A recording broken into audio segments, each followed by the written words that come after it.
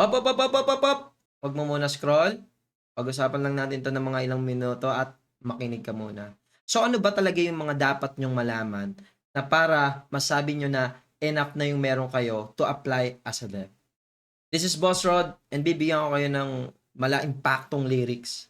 I'm gonna give you a real talk advice, no? Wala namang sugar-coated advice.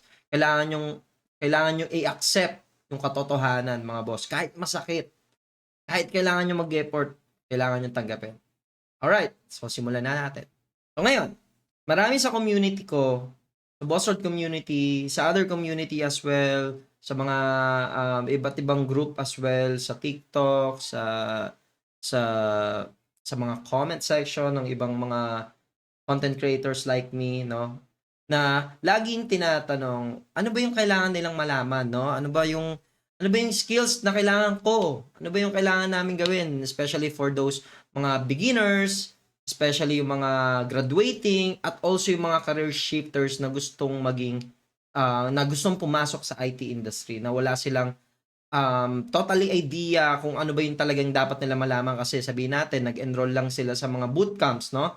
Bootcamps will just basically offer you na, okay, tuturuan namin kayo nito, blah, blah, blah, and so on, and then makapag-work na kayo. But basically, it's not enough, no? So, hindi yun yung totoong nangyayari nowadays, no?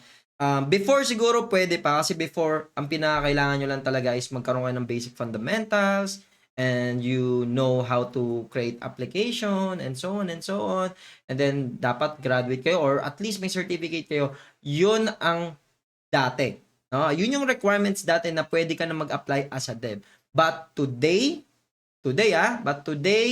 and sa mga susunod na araw, no? Ano ba yung mga pinakakailangan at dapat nyong i-prepare to become or to at least, no, to become successful when you are finding a job? So first, syempre, you need to have a skills in programming, which I think it's very common, no? Sa mga beginners, syempre, nag-aaral na kayo ng mga fundamentals, kung ano man yung napili yung programming language, and so on and so on. If you have that skills already, goods yon, mga boss. Goods yon. But that's not enough. Even you have a lot of certificate and so on. Actually, hindi yun sobrang nagmamatter. Hindi yun sobrang nagmamatter, especially kung mga beginners kayo, no? Hindi yun sobrang nagmamatter. Alam niyo yung nagmamatter? Is gumawa kayo ng portfolio nyo. Kasi dun makikita ng employer at dun ang pinakabasihan talaga. As a diba, dun ang pinakabasihan kung marunong ka talaga. So ano-ano to, Boss Rod, ano-ano tong mga portfolio na to? First, sa portfolio, possible meron kang website na papakita mo yung portfolio mo and so on. Possible yon. And the next, ano pa yung mga other portfolio na pwede mong ipakita? GitHub. Ano yung mga repositories ng mga nagawa mo? Diba? Yon, yung next yon. So let's say content creator ka din. So isa rin yun na pwede nyo gawing as your portfolio. Kasi yun yung mga credentials nyo. No? Ayun yung mga papapakita nyo dun sa a-applyan nyo. So let's say for example, Boss Rod, nahihirapan ako. Paano ko gagawa ng portfolio ko? Wala pa akong experience, wala pa akong ganito, ganyan. Yan ang good question, no? So, paano yan? Kasi, syempre, sasabihin, Boss Rod, laging laging ina-advise din ng mga kailangan mag-aaral ng basic fundamentals, gawa ka ng portfolio, and so on and so on.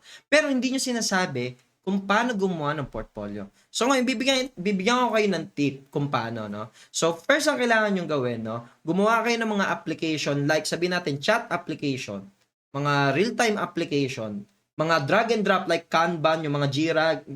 Basta gumawa lang kayo ng application na gano'n na tipong mapapakita nyo doon sa employer na I build this application with my own skills. Diba? Kung nakagawa ka ng chat, nakagawa ka ng sabihin natin, mala Facebook na merong pwede ka mag-post, pwede ka mag-comment, and so on. Goods na goods yun, mga boss. Ano pa yung next? Sabihin natin, hindi siya enough, Boss Rod. Hindi siya enough na meron lang akong ganong application. Ang next nyo pwedeng gawin is maghanap kayo ng mga free work, no? Na tipong for example, may mga small businesses na wala pa silang website.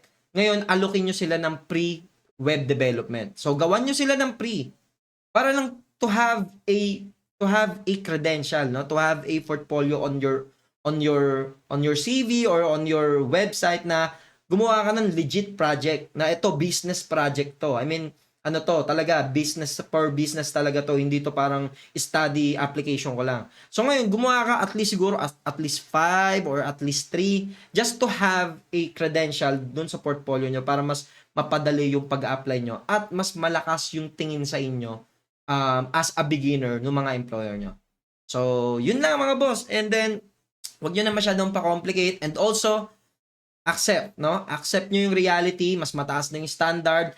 You need to put a lot of effort talaga. Hindi pwedeng may certificate lang kayo, gumraduate kayo sa ganito, hindi pwedeng may skills lang kayo ng fundamentals and so on. Hindi na siya enough nowadays. Ang kailangan nyo is meron kayong portfolio, meron kayong project, meron kayong mga nagawa na talagang project to compensate yung sinasabi nyo or yung binibigay nyo details dun sa resume nyo or dun sa interview nyo. Alright? So, good luck sa journey and give me feedback kung hindi kayo nag-agree and then kung nag-agree naman kayo, just like and share and follow my social media accounts. Bye! Good luck sa journey.